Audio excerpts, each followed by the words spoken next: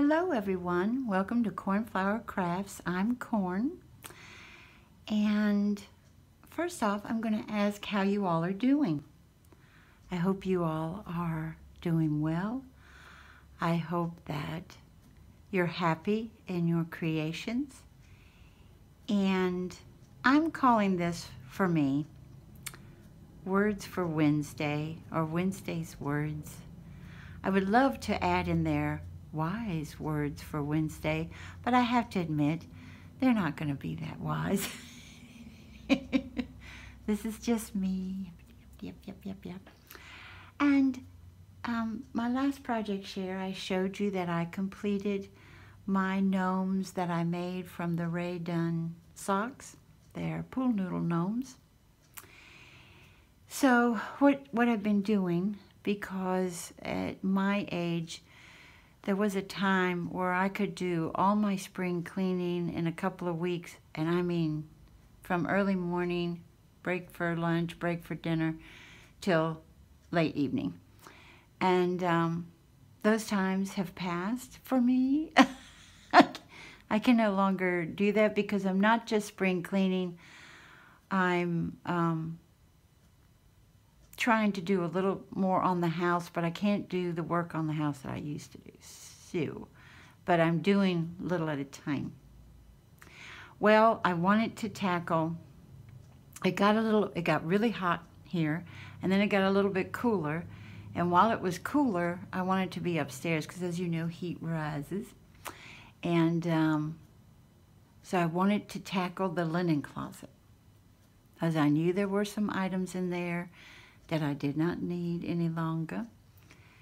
And for some time now, I've been in love with pillowcases that are embroidered, okay?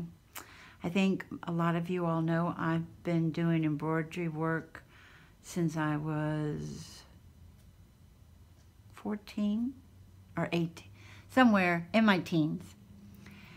My grandmother, my maternal grandmother, taught me how, but she taught me how with wool, with crewel work, which is embroidery with wool thread.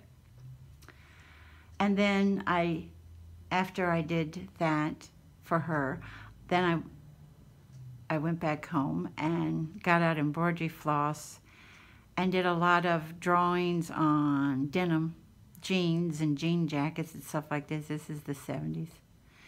And did a lot of embroidery work on not only my clothing, but one or two people that I felt were important to me that I did for them. So I thought, because some of you all out there are just as interested in vintage handkerchiefs as I am, maybe you'd be just as interested in, while I'm going on and on about my words for Wednesday. Actually, most of my words will be about embroidery. And hopefully you all will be interested in these vintage linens as well.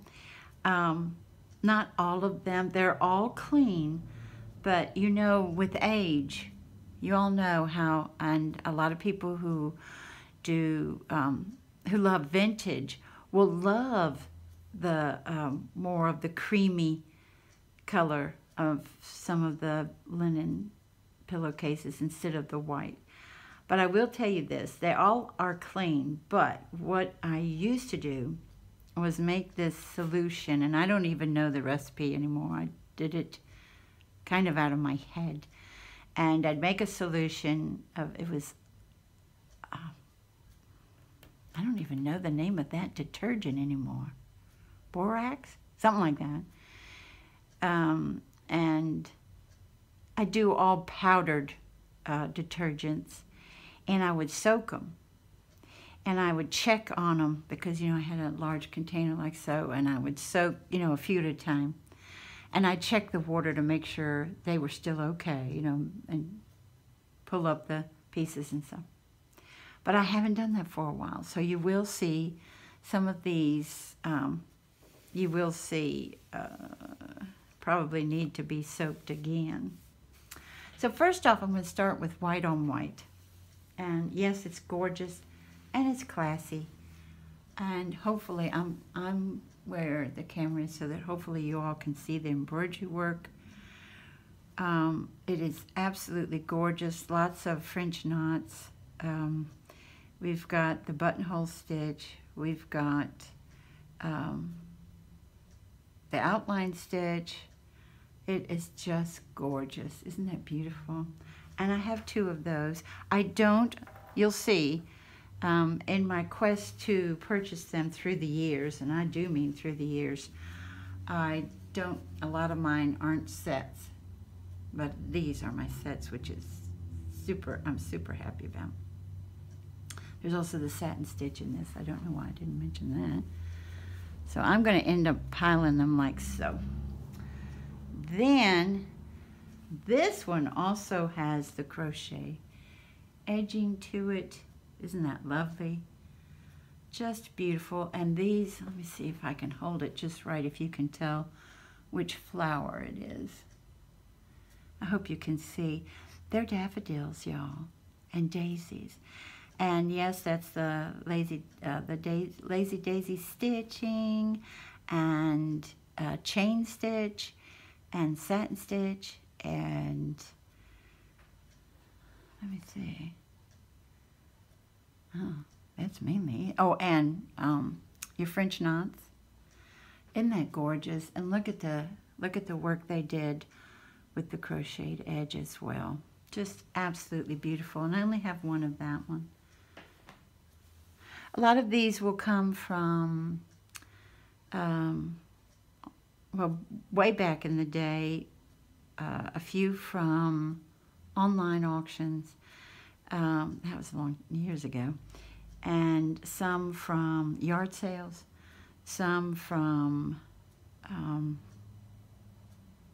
thrift shops. That's where I would purchase them. Now, I do have a set of these. Yay, these lilies. Now we're going to get into the color. We also have, look at this crocheted edge on that. Look how gorgeous that is. I don't think I need to go over the stitching with you, I don't think. But anyway, I just want to show you how absolutely gorgeous these are. And can you imagine the time it took to create these? I can. Look at that. Look at the crocheting too. It's just, it just blows my mind. You know, I really, really appreciate them. I have a set of these as well. Aren't they darling? They're just absolutely darling with the little cross stitch in the middle. And let me see if you can see this. Look at that work as well. Isn't that gorgeous? And I am a lover of these colors, plus a lover of the ribbon running through them. I just think the ribbon, embroidered ribbon that they have there is absolutely adorable with the bows. I think I only have one of this one. Yep. I think I got this one at the thrift store. And what happens too is there was a time in my life where I was too afraid to use them. I've been interested in these since I guess when I was in my early 20s. And I wouldn't use them. The few I had, I just didn't want to quote unquote ruin them. But what I learned is I can't really appreciate them. I'd see them every day. They were on the bed, you know, until laundry day. And so just the opposite happened. I was like, all right, enough's enough. I'm using them. And what would happen was sometimes one pillowcase of the set would take a little more, you know, the family member would use it and use it to the point where I couldn't salvage it to put on the bed again. So what I would do is just cut the embroidery free. And I know some people are going to get mad at me. Please don't get mad at me. But it was to the point where the cotton was just in really bad shape. And through all the regular washing, I wasn't washing them by hand. But I was washing them on Delicate. you know, but not by hand. And so that's, again, sometimes you'll see just one because just one has made it through the years. Some of these I've had for, 40 years, something like that. Look at this sweet thing. And look at the crochet work on the bottom of this one. Isn't that gorgeous? And I do have a set of these.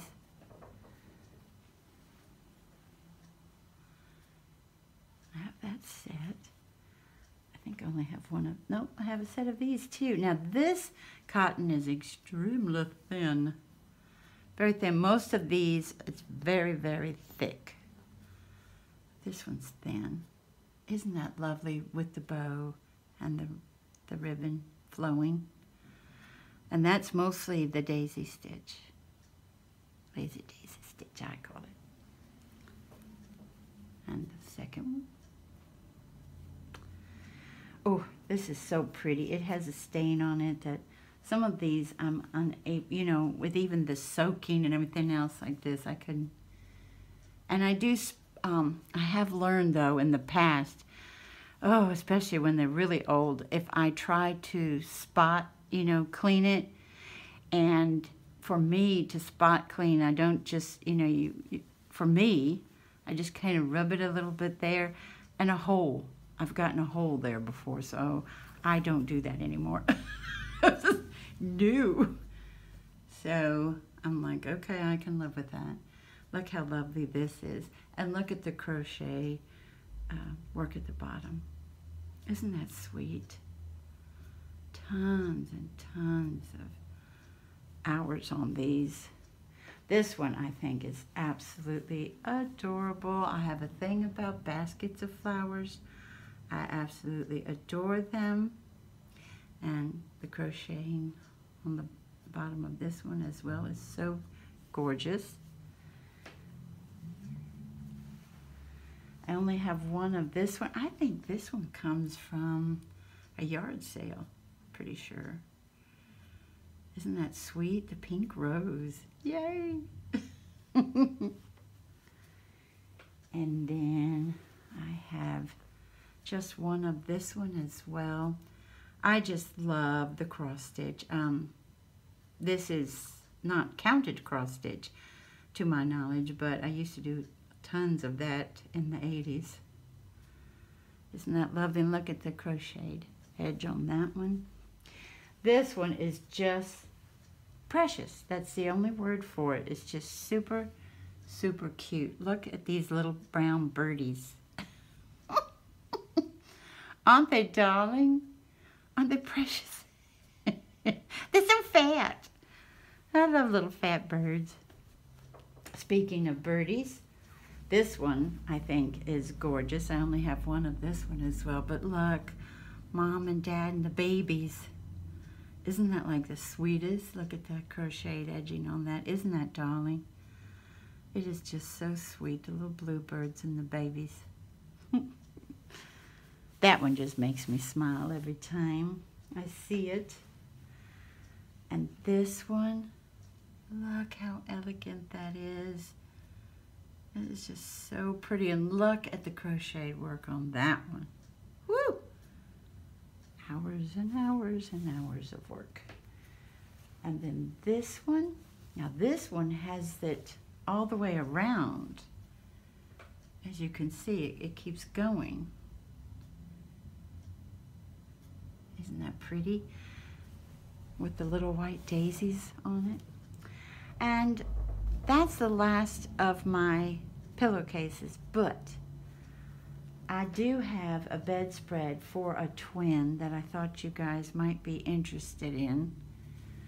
I can't unfold the whole thing because I don't have enough room to do so, but I thought you would enjoy the basket of flowers in the center. Can you imagine the time involved in this? I can't. Well, I can imagine it, but I'm like, whoa.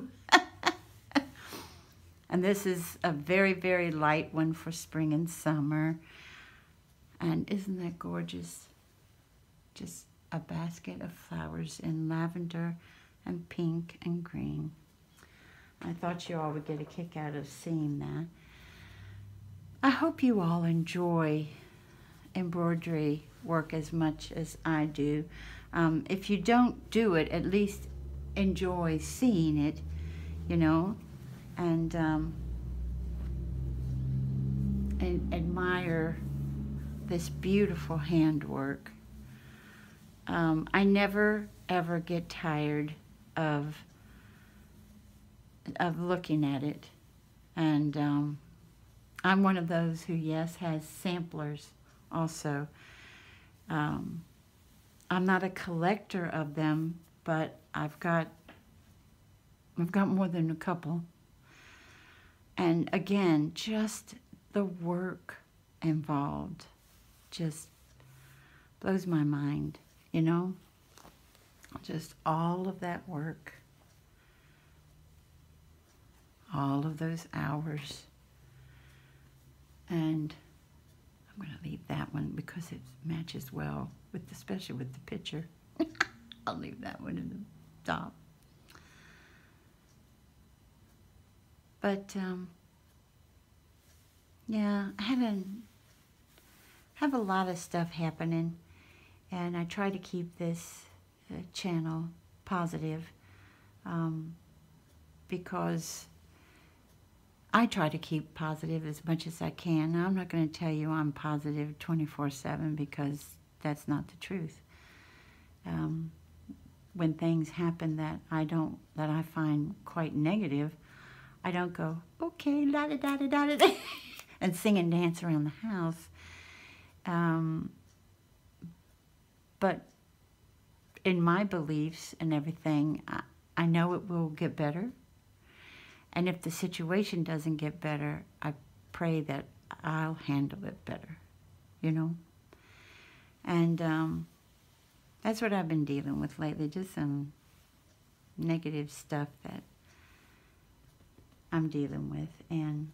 But that happens to all of us, doesn't it? I've never met a person who had nothing but positive things happen in their life. I've never met that person. If you know that person, or if you are that person, please let me know in the comments below, because I'm 67 and I've never met that person. I've met a person who tries to be that way, who, no matter what is happening in their life, they really do try. But they have that one person that they talk to that helps, you know what I mean? That helps them deal with it. And that's the person that knows, you know, that they're dealing with something heavy. But I'm holding on. I used to always tease and say I hold on to the positive with both hands and both feet, you know. Actually, because I do, through most of my life, actually. And I think it's a healthy thing to do, but I think it's not healthy if that's all you do, because we're human beings, and when bad things happen, you need to deal with it, you know? You need to deal with it so you can be healthy, and, you know, I believe. So, anyway, so that's what I'm dealing with. I'm telling you what I'm dealing without telling you what I'm dealing with, because, like I said, it's some heavy duty stuff, and you know, I'm looking at. There's always a positive side. That's the other thing. Sometimes you've got to dig. Sometimes you've got to really dig to find that positive part in the whole situation. But you find it, even if the only positive thing you find is how you're dealing with it. Do you know what I mean? Does that make any sense? If you've stayed with me this long. Oh, and on that note, I think I'm going to scoot. And again, if you have stayed with me, first, thank you very, very much for enjoying. I've had several of my subbies and friends tell me they like having me do this on Wednesdays, and that means a lot to me. It really does. That's a wonderful, positive thing that I have. And I hope that you enjoy embroidery work and crochet work as much as I do. And I also hope you have a wonderful morning, afternoon, or evening. Bye-bye, everybody. Take good care.